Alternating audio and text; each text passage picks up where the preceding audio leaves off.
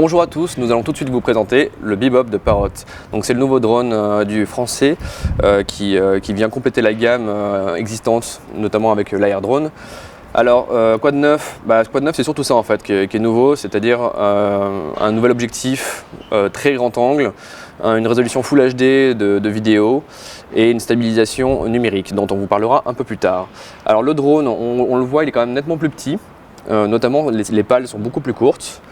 L'envergure également est plus faible, hein. Là on est sur 38 cm de pale à pale alors que l'Air Drone était sur 60 cm. Il fait le même poids par contre. On a toujours donc au niveau, le corps est toujours occupé principalement par la batterie. Voilà le petit bouton marche arrêt, la petite connectique. On voit que le bloc,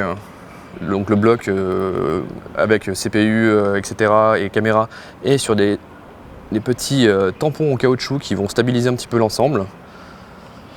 En dessous du drone, on retrouve à peu près la même technologie, donc un capteur à ultrasons qui va mesurer la distance, l'altitude, distance au sol. Et ici une petite caméra à 60 images par seconde qui va filmer le sol et mesurer la vitesse de déplacement. Donc ça c'est des choses qu'on retrouvait déjà sur l'Air Drone, que Parrot a réitéré sur le Bebop. Alors, petite différence par contre ici, c'est que, c'est écrit en haut dessus, le GPS est intégré. Sur l'Air Drone, il était optionnel. Voilà, maintenant on va voir un petit peu ce que ça donne en vol. Avant de faire voler le Bebop, il faut donc avoir au préalable installé l'application FreeFlight 3 et l'appairer en Wi-Fi. Ensuite on arrive donc sur cette interface qui a été un petit peu modifiée et notamment on voit, ça c'est nouveau, c'est une manette virtuelle qui permet de déplacer sa caméra. Donc ça c'est vraiment quelque chose de très positif.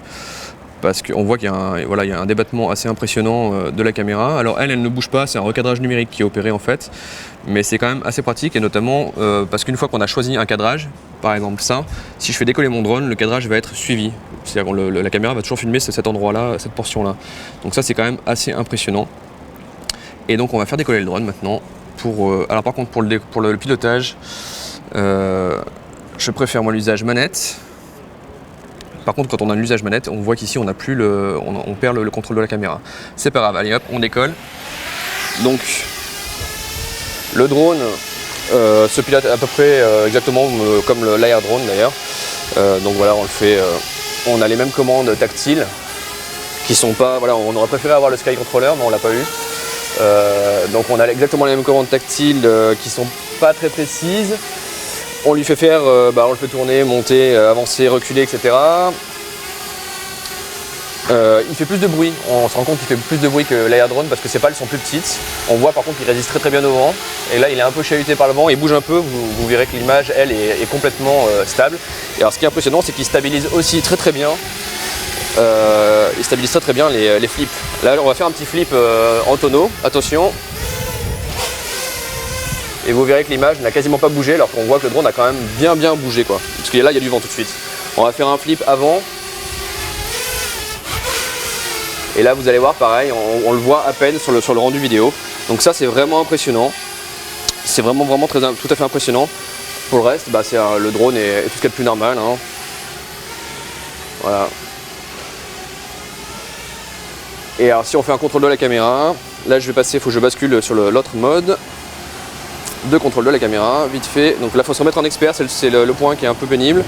Voilà, je vais orienter la caméra vers nous, par exemple.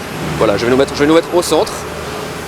Là, vous allez voir que le drone là il bouge, mais nous sur le film on est toujours centré à l'image. Donc c'est vraiment il effectue en fait son recadrage en temps réel pour stabiliser l'image. C'est assez impressionnant.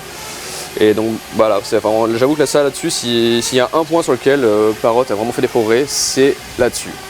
L'Air Drone arrivé sur ses 5 ans, il était temps pour Parrot de lui trouver un successeur, c'est donc le Bebop qui officie. Et il répond à cette lourde tâche plutôt pas mal. Alors maintenant, on peut être déçu par le côté pilotage qui lui n'a pas trop évolué. C'est-à-dire qu'on a toujours quelque chose de très automatisé. On a toujours un pilotage, l'inconvénient du tactile qui n'est pas très précis, pas très sensible pour piloter précisément son drone. Donc ça là-dessus, on peut être encore un peu déçu. Maintenant, Parrot propose un Sky Controller qu'on n'a pas pu tester malheureusement, mais qui a l'air qui apporte déjà des vraies manettes de gaz, etc. Donc plus de précision et de la portée en plus supplémentaire. Donc on aurait aimé la tester, on n'a pas pu le faire, on pense que ça doit quand même sérieusement améliorer le résultat. Maintenant là où Parrot nous impressionne vraiment, c'est sur la qualité de sa stabilisation d'image, avec notamment l'orientation de la caméra et puis la qualité du flux en Full HD. Là-dessus Parrot vraiment a réussi son coup. Donc le Bebop est certes un peu cher, on est dans les 500 € nus et 900 € avec le Sky Controller.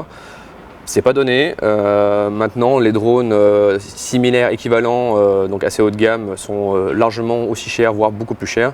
Donc l'un dans l'autre, c'est une offre plutôt séduisante.